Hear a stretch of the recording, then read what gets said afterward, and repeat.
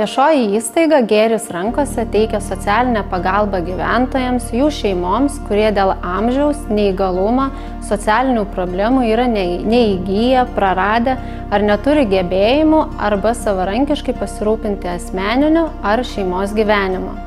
Mes teikiame šias paslaugas: pagalbą į namus, dienos socialinę globą asmens namuose, asmeninę pagalbą, laikino atokvėpio paslaugą, socialinę priežiūrą šeimoms ir transporto paslaugą.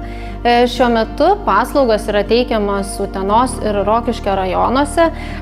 Ateityje planuojame teikti Anykščių, Biržų, Kupiškio rajonuose. Taip pat įstaiga priima studentus atlikti praktiką ir palaiko savanorystės idėjas. Labai kviečia savanorius prisijungti prie prasmingos socialinių darbuotojų veiklos. Vietos bendruomenėje mes esame kaip ramstis. Visuomenė sensta, todėl vis daugiau reikia socialinių paslaugų, kad kiekvienas žmogus galėtų gyventi oriai savo namuose ir jaustųsi saugus. Taip pat artimųjų požiūris keičiasi. Jie pradeda pasitikėti tokiamis įstaigomis, kurios teikia šias paslaugas, ir taip pat artimieji labai džiaugiasi, kad yra tokia galimybė ir pagalba teikti tiems, kuriems tikrai to labai reikia.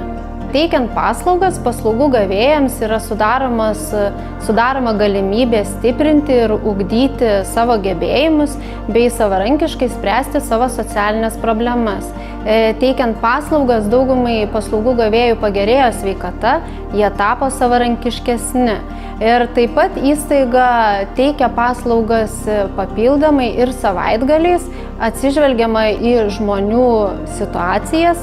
Ir paslaugų gavėjai labai džiaugiasi, todėl kad yra galimybė teikti paslaugas ne tik darbo dienomis ir darbo valandomis, o tada, kada jiems tikrai to reikia.